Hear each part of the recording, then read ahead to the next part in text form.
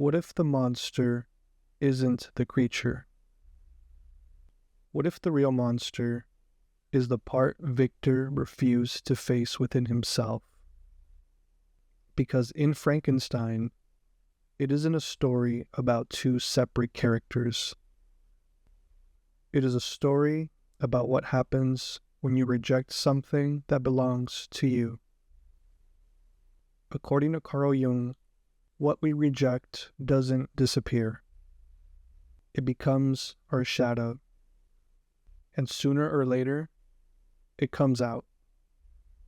This is a story of a man who tried to escape himself, and the monster who forced him to look.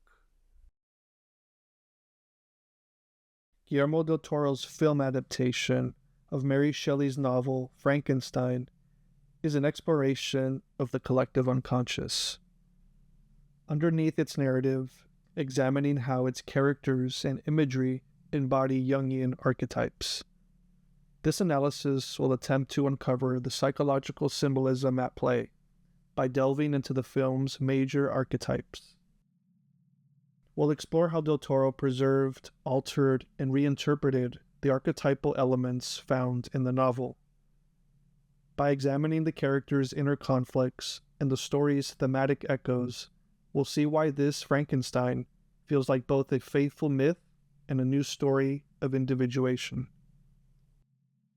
Before beginning, we need to briefly touch on the key Jungian archetypes that will serve as the foundation for this discussion. Let's recall that Jung's archetypes are universal patterns or symbols that lie within the collective unconscious, often manifesting in stories and myths. Four of the most foundational archetypes in Jungian theory include the persona, the shadow, the anima/animus, and the self. These core archetypes will serve as our guide, and each major character will grapple with one or more of these archetypal forces. It's also worth mentioning that Jungian archetypes are not limited to these four types. In fact, Del Toro's film highlights others, like a domineering father, a lost mother, and other allusions to mythic figures, all of which will add to the archetypal landscape of the story. Let's begin with Victor Frankenstein. The film's Victor is portrayed as a brilliant but troubled scientist whose journey encapsulates a tragic individuation failure. That is until his climactic moment of potential redemption that we'll encounter later on in the story. Victor presents as the perfect embodiment of the ego and persona, constantly striving for perfection. Externally, he wears the mask of an ambitious 19th century scientific genius. As the eldest son of Baron Leopold Frankenstein, we see the intense pressure he grows up with in order to meet his father's exceedingly high expectations. Victor's persona is highly motivated by his father complex. His mask of the obedient, accomplished son hides a rebellious obsession deep down. Unlike the novel, where the Baron is depicted as a loving father, Del Toro makes the decision to present the Baron as the domineering, abusive father, and the person who Victor ultimately blames for the death of his mother. The Baron is a representation of the dark side of the father archetype. He is the stern patriarch whose oppression shapes Victor's psyche, and is the result of his son's later resentment and guilt. And so, from the very beginning as a young child, Victor has a deeply wounded inner child, or shadow. Victor's persona is simply a social mask hiding his shadow side. Jung explained that the persona's socially good traits oftentimes mask a dark shadow. For Victor, his identity as an enlightened man of logic or reason hides his desire to conquer death, a desire brought on after the untimely death of his mother, resulting in an unprocessed grief for his mother and an envy towards his younger brother, William, the golden child. Victor's shadow is effectively externalized once he creates the creature or the monster. The creature is a living embodiment of all that Victor rejects within himself. All of the forbidden creative urges, his capacity for violence, and his repressed emotional needs. Soon after creating the monster, Victor is not only horrified by it, but he completely abandons it, just as we often deny our own undesirable traits. Simply put, it's Victor's complete rejection of his own shadow.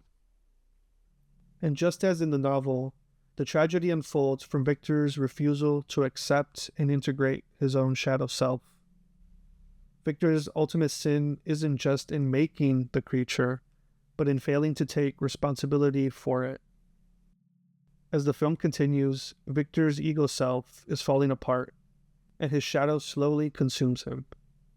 His obsession and vengeance take control, transforming Victor into a sort of splitting image of the creature in its tormented state. Victor's descent is even more obvious, as one by one he loses family members as a result of his creation, and with each loss he's pushed even closer to the edge. His persona of the rational, controlled man cracks. As he pursues the creature across the icy wastelands, Victor is ragged, vengeful, and fixated, acting just as wildly as the thing he hunts. Jung would say Victor's ego is possessed by the shadow he denies. The anima archetype is also at play and has much influence in Victor's psyche. His anima, or what is known as the feminine aspect, remains mostly dormant in his quest for this grand scientific achievement. In the novel, the absence of the feminine is a prominent point within the story. This is mostly evident in Victor's choice to create life without a woman. He completely bypasses the natural, motherly process of birth. From a Jungian perspective, this can be interpreted as an extreme denial of the anima, and thus resulting in a creation that is unbalanced and grotesque. Victor's denial of the feminine begins after his mother's death. His adoration for her and her subsequent death adds a psychological layer, as he only blames his father for her death, which ultimately leads to a deep trauma wound. This wound probably explains Victor's drive to revive death. But this is simply a misdirected attempt to cope with the pain of a tremendous loss that hasn't been fully processed. Victor's anima projection in the living world is through his fiancée, Elizabeth. With her nurturing, selfless, and forgiving demeanor, she is the embodiment of the positive feminine that Victor needs. We'll discuss Elizabeth's role later on in more detail, but in short, Victor's relationship with his anima figures, or in other words, his mother and Elizabeth, is fraught. While he idolizes the values they represent, he also dismisses them, and this only further contributes to his downfall. Unlike in Shelley's novel, Del Toro offers Victor a chance at redemption, or as Jung put it, individuation. In the film's final scene on the Arctic ice, Victor finally acknowledges and embraces the creature as his son. Their bond and mirrored humanity is apparent. He can't continue in denial. As Del Toro explains, the two, quote, make each other human, father and son. Victor's encounter with the self comes at his most vulnerable point, as he is mortally ill. His only potential for wholeness comes when he seeks forgiveness and forgives himself.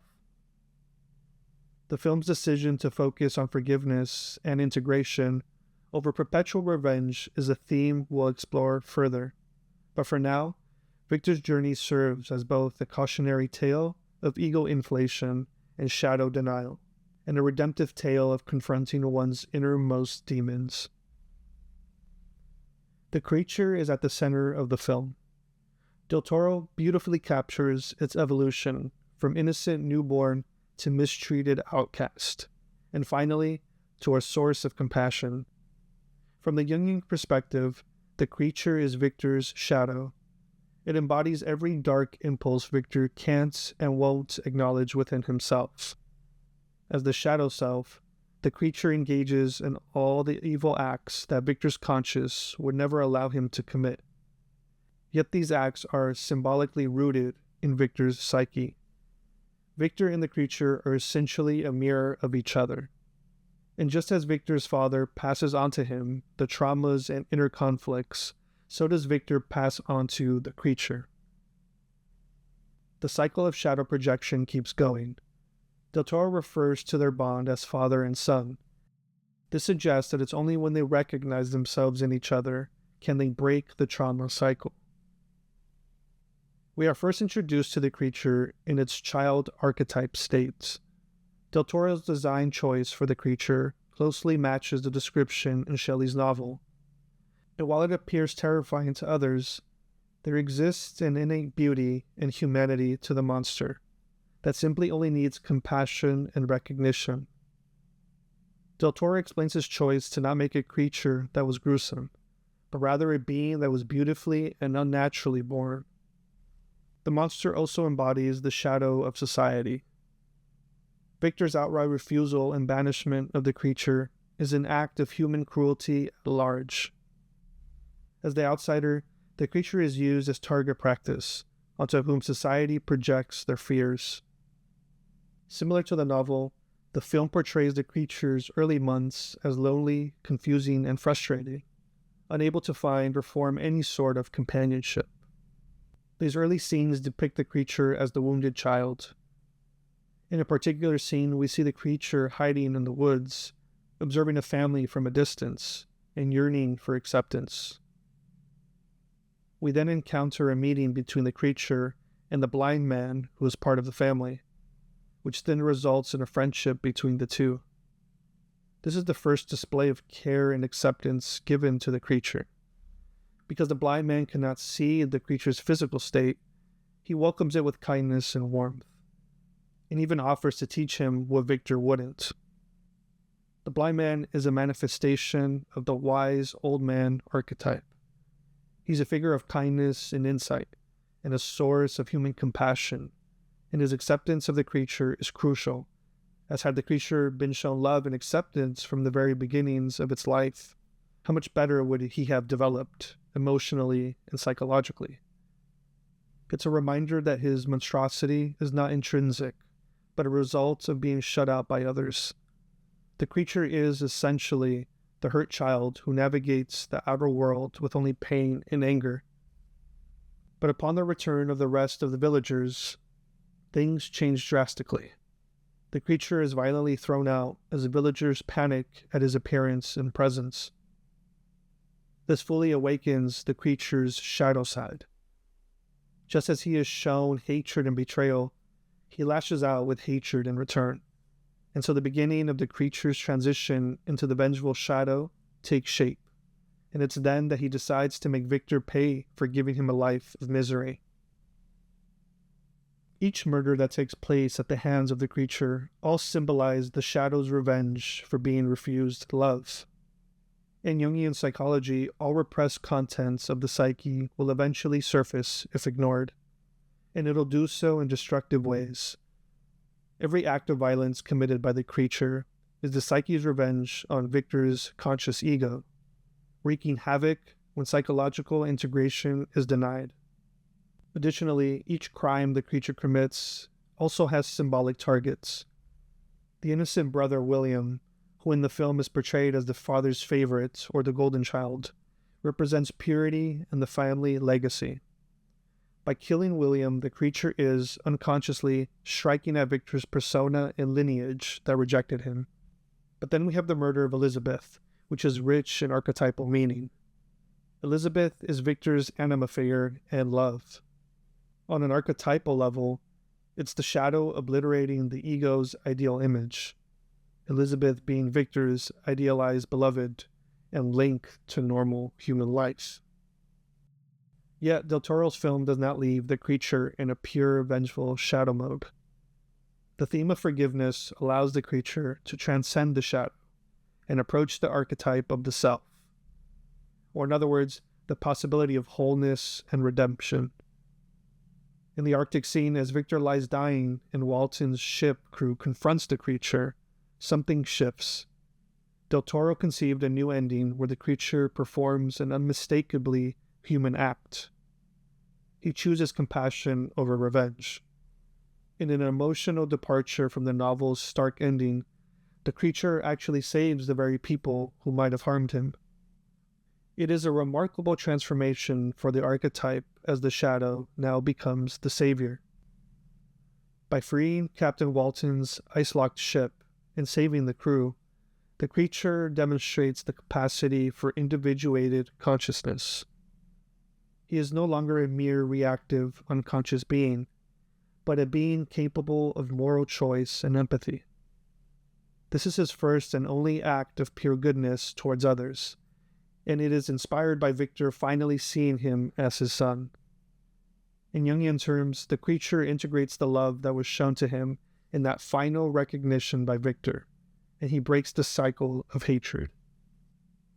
One could say the creature in this moment embodies the self more than any other character. He unites the opposites within himself. He has known the extremes of love, although briefly, and also hate, and he chooses the higher path, finding a form of wholeness. In the end, although he might have hope now, he still finds himself alone in the world. What is significant is that he doesn't self-destruct in despair, as Shelley's version of the creature did. Instead of giving into suicide, Del Toro's creature is last seen alive after the act of rescue, suggesting that his story continues with a chance at redemption, or at the very least, self-understanding. Elizabeth Harlander is a representation of the feminine ideal in Victor's psyche as both lover and mother figures all in one. Jung's anima archetype often overlaps with the mother archetype when a man projects qualities such as nurturance, comfort, and unconditional love onto a woman. By having one actress play both Victor's lover and his late mother, the film highlights how Victor's love for Elizabeth is connected to his yearning for the lost maternal presence. Elizabeth is essentially Victor's anima in the flesh, and the pathway to his emotions and empathy. Elizabeth is shown as gentle, morally strong, and empathetic, and as someone who cares deeply for Victor and others around her. In Jungian terms, she embodies Victor's Eros principle of relatedness and love, and which balances his logos, or his rationality and will.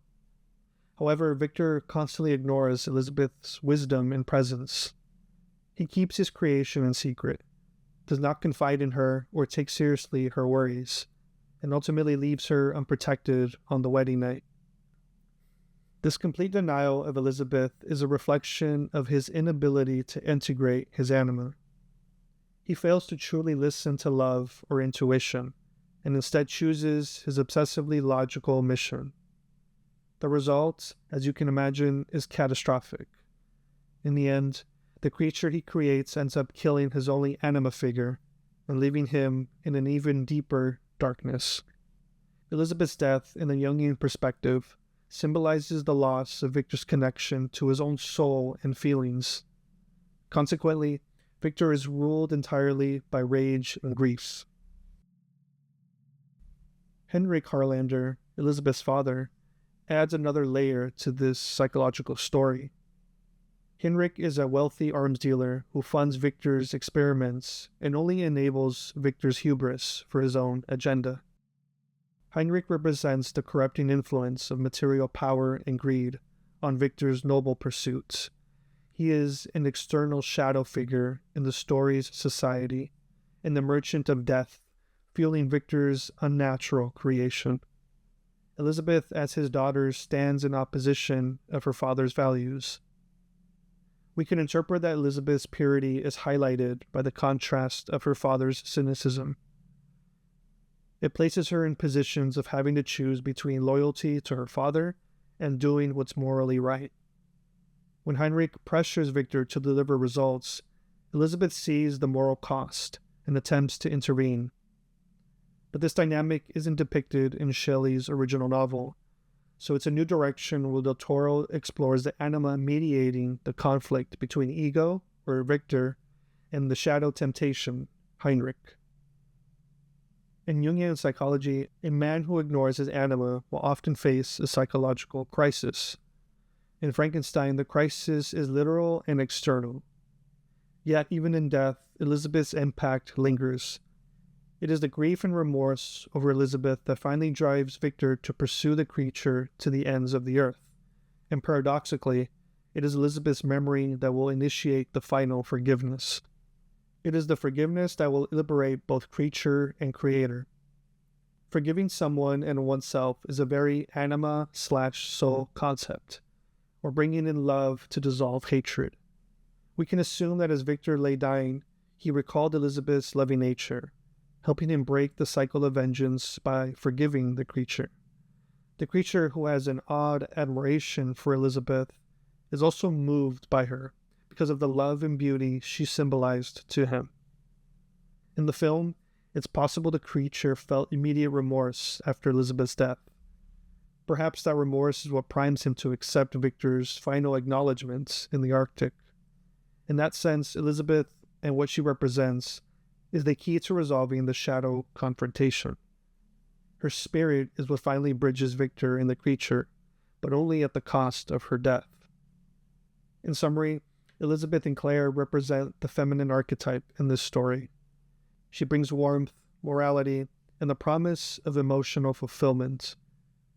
Del Toro preserves her archetypal role from the novel, but also amplifies it, giving her more voice and connecting her directly to the creature. From a Jungian point of view, Victor's attempt to birth life without the feminine was answered by taking away the feminine, or in this case, Elizabeth.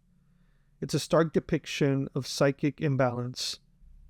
The only cure for that imbalance comes in the form of an all-too-late anima integration.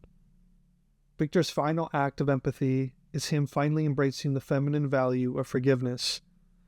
In the end, Elizabeth's influence makes its way through into the resolution even after her death, highlighting the eternal power of the anima. We now move on to Victor's father. Baron Leopold Frankenstein is the embodiment of the father archetype. The film differs from the novel by making the Baron an oppositional force. In the book, Victor's father is kind and supportive, representing conventional wisdom and family love. But Del Toro decides on flipping that script to deepen and highlight Victor's inner turmoil. Instead, Del Toro makes the Baron domineering and emotionally abusive.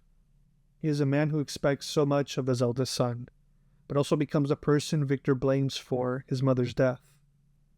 This authoritarian father figure can be seen as the negative persona ideal that Victor tries to live up to, but also rebel against.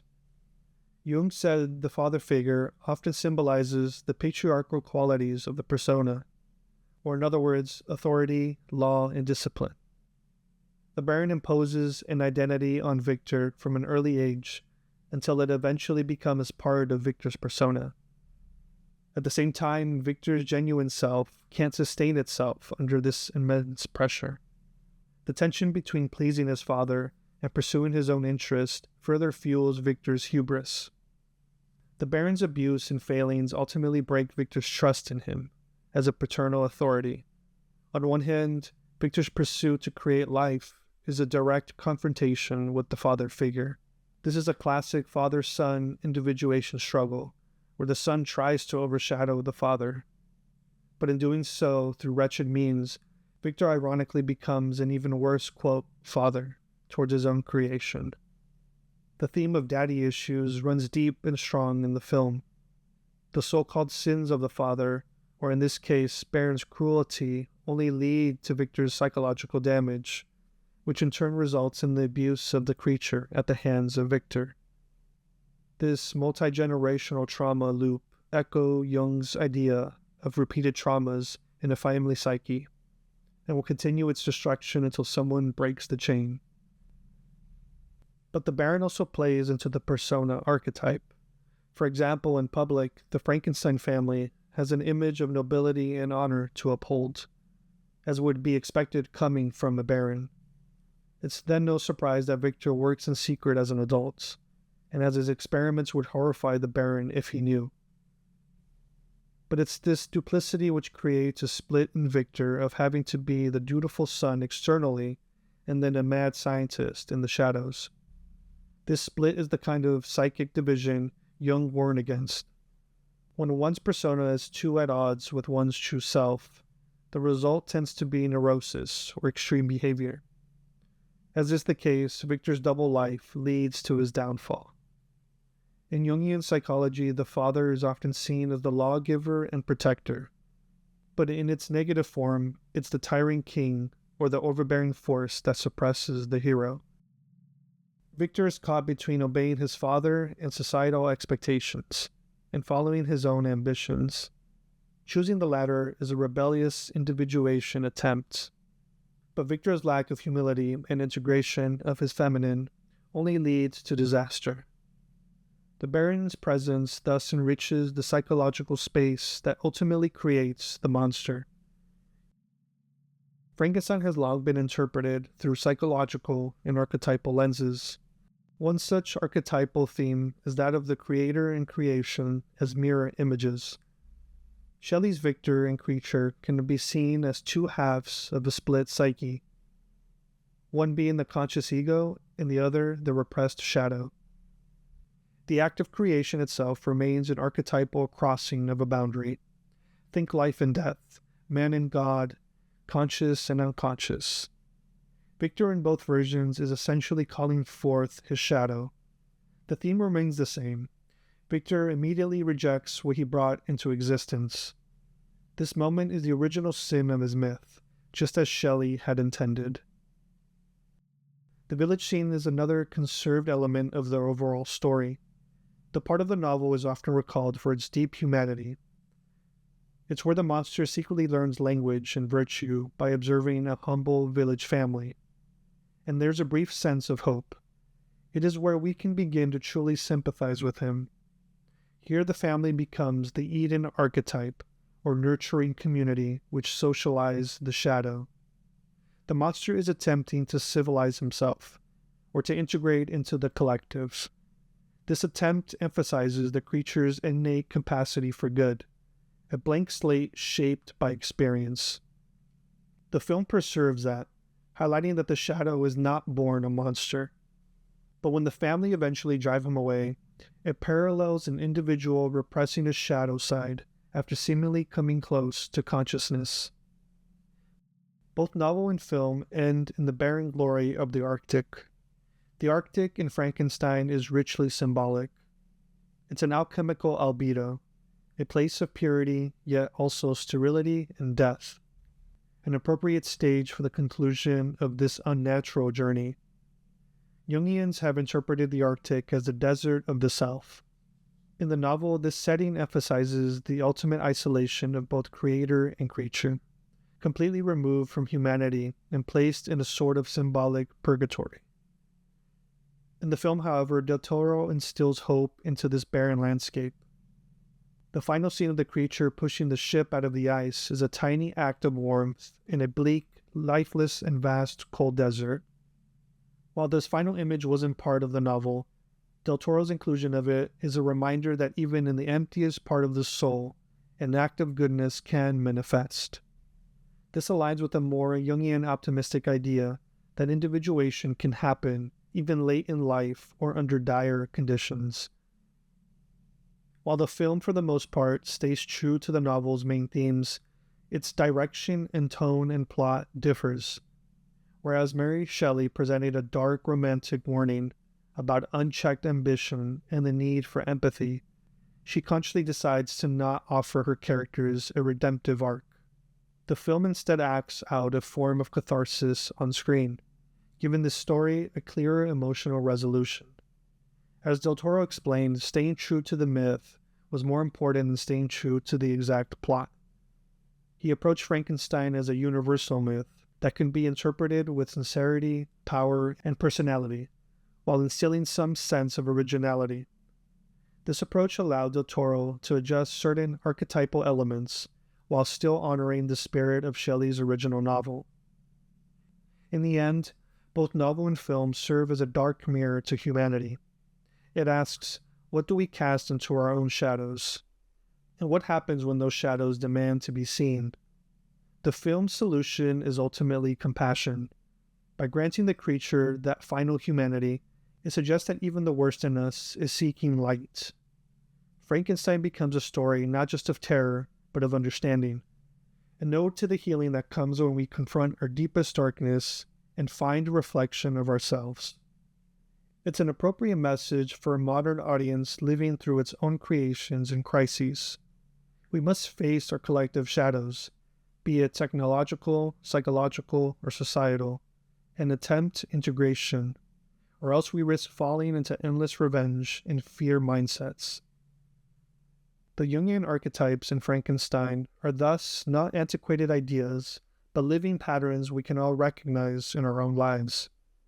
It is for these reasons that this story endures, and why the film's rendition resonates with a wide audience. It speaks to the monster and maker in all of us, urging us, in Jung's words, to, quote, make the darkness conscious, as that is where the hope of humanity lies.